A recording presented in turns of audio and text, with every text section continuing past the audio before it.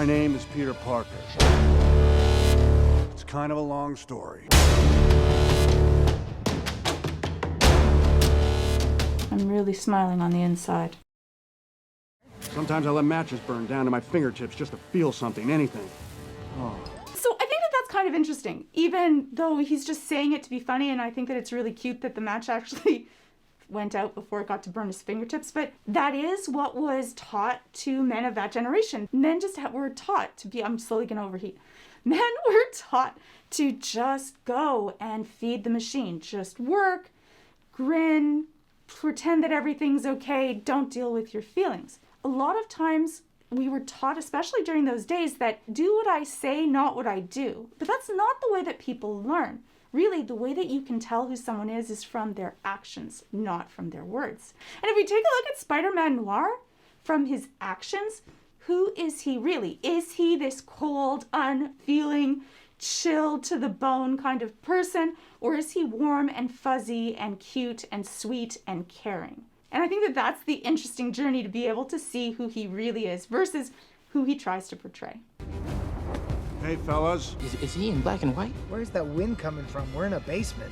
Wherever I go, the wind follows. And the wind, it smells like rain. This time period, they just kind of monologued and said things that sounded really, really deep. Sometimes people say something, and if you actually analyze it, it's not deep at all. It's just kind of really so superficial that it just doesn't make sense. And other people will often kind of try to extrapolate something really deep from it. So yeah, I just like the fact that he's so brooding that they have like wind no matter what. But the funniest part is like, it's just the mood. It's the mood of like that film noir. You have to have it. In my universe, it's 1933, and I'm a private eye. I like to drink egg creams, and I like to fight Nazis. A lot. And he's just simple and direct. Like everything that he says is just black and white. This is what he drinks, because that's important for some reason. And this is who he fights. And I'm slowly overheating. Okay, little fella, Kingpin's gonna send a lot of mugs after you, and I'm talking hard boys. Real biscuit boxers. Can you fight them all off at once? Surprise attack! A lot of the way that we interact with people and how we judge them is dependent on our voice tone, on the way that we carry our body. I don't think that it's something that we pay a lot of attention to, but if you're going to be doing a lot of public speaking, or if you're going to go to a job interview, I think that it's really important to be able to poise yourself and be really careful of the way that you are portraying yourself to others, because a lot of that judgment happens unconsciously. Presentation changes the way that we interact with something. Advertising works. If we take a look at a meal and it looks more beautiful, we will believe that it tastes better, the bottle that it's in. A lot of these expensive wines, we stick them in a cheaper bottle, we'll actually judge them as tasting worse. Because that this is a completely different time period, and in different time periods, different things were inspirational. I don't believe that his mode of trying to inspire Miles is as effective as it could be, because times have changed, especially when there's a disjoint. When someone's dealing with something that's culturally inappropriate, it actually can make us feel uncomfortable, and we're so busy looking at and trying to process the things that are different and don't fit,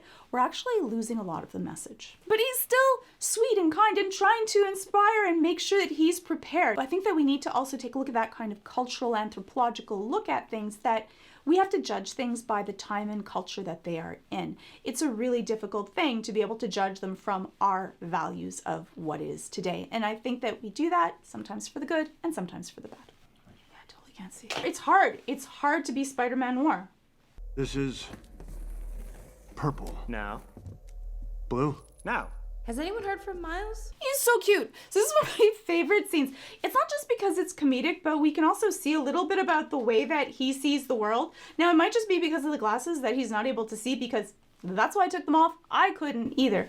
But it probably looks that he sees the world in black and white, figuratively and literally. We sometimes don't realize that other people will view the world literally and metaphorically as different than what we do. Most things are not that simplistic of an answer. We often feel comfortable living in just right and wrong, black and white. that isn't always the way that things are. We're very complex. When we try to make solutions or answers to things that are this simplistic, we often get the answers wrong. So even though you might feel comfortable, sometimes we need to go into that uncomfortable zone to be able to actually learn and process and grow. It's also interesting that out of everyone, especially in the 1940s and 50s, you were very formal. So that Spider-Man Noir is lying down, reclined on the couch, even when other people are speaking. Why does he feel this comfortable? Is he so happy to be outside of the constraints that he feels this comfortable? Or is this persona that he puts on for everyone else to see not really who he is? I'm coherent.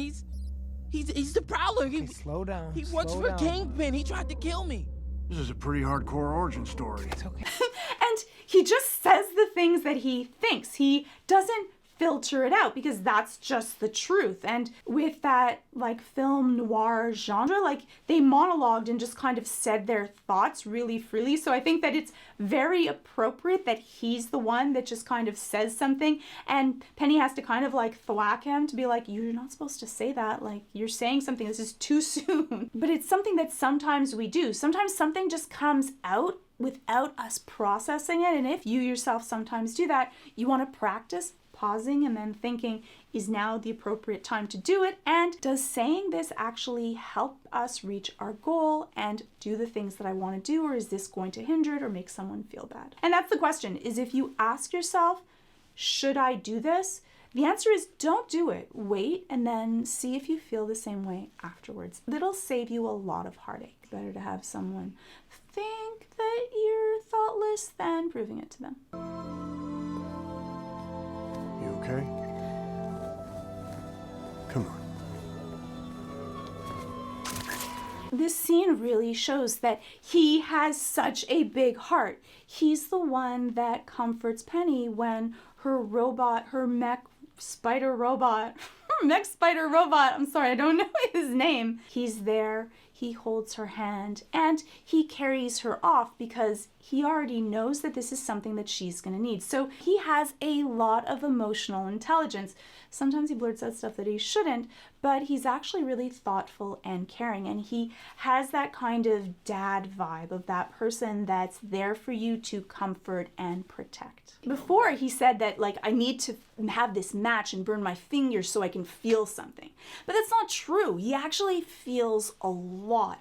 That was just something that he said to seem dark and brooding. He's funny and sweet and caring. It just wasn't what was promoted during the time. And I think that that's really sad. I love that he's one of the warm, thoughtful, kind people in the group. I love you all. I'm taking this cube thing with me. I don't understand it, but I will. To say something so affectionate, judge someone by their actions, not by their words. Words are easy and simplistic. Actions are what matters. And to be able to go out on that limb and share his feelings is something that's very telling, because I think that we also don't take the time to be able to really share and reach out to the people that matter to us and let them know that I appreciate this. Because we might think that it's obvious to everyone else from our actions, but sometimes you want your actions and your words to match together. So I love that he specifically said it and that he felt comfortable enough with the group to be able to do that. For many people, they will present a certain way, but underneath that, they're actually something completely different. Sometimes that's because they feel more comfortable to be able to perhaps show no weakness or seem warm and fuzzy. For other times, it's to make other people feel more comfortable because this is what's culturally appropriate or this is what's expected of them, or they believe that when they do a certain role that this is the way that they should be. And it's also sometimes that we just don't feel comfortable in a certain surrounding, that we might have to hold off pieces of ourselves. We fear that if someone really knew like the true truth of who we are, that they would judge us or wouldn't accept us. And so we try to be more perfect, fit into a mold.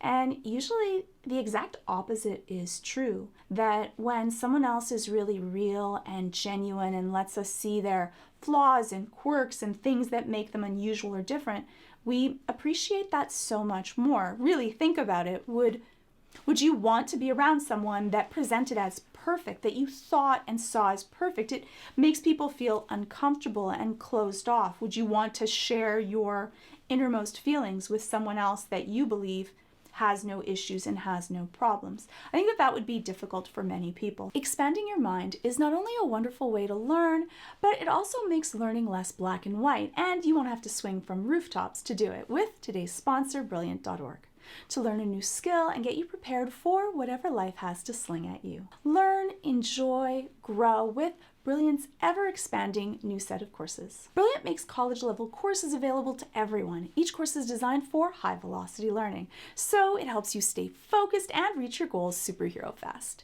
And Brilliant makes learning like a game, with fun features that let you challenge yourself and compete with others. So it never gets boring. And what we know is that you learn better when it's fun and engaging. It just makes that knowledge stick more. If you're going to learn, you might as well learn easily and quickly. And Brilliant has thousands of lessons, from foundational to advanced math, AI, data science, neural networks, and many more, with new lessons added monthly. So far, I've covered their courses on algebra, logic, geometry, and I found all of them really engaging. When I did their courses on logic, they had a lot of challenging problem-solving exercises where I get to actually construct those critical thinking skills that are the basis for mathematical reasoning. And it was interactive, which is my favorite part because I am that visual hands-on learner, and it's also the pace that I wanted, so I didn't feel any pressure. They also have a new course on how technology works and thinking in code. And if you're not sure, well, why don't you just try everything Brilliant has to offer for free for a full 30 days. So just head on over to brilliant.org/Georgia Dow or click on the link in the description, and the first 200 people will get 20% off of Brilliant's annual premium subscription. So just click on the button on the screen or head on over to brilliant.org/Georgia Dow. Clicking on that button really does help out this channel, so thank you, and thank you to Brilliant for sponsoring this video. And hopefully I'll see you in the next one. So hopefully all of us can take a page from Spider-Man Noir and let those inner feelings out and show who we truly are. So hopefully you like this take on Spider-Man Noir. You can let me know your favorite moments in the comments below, and hopefully I'll see you in the next video.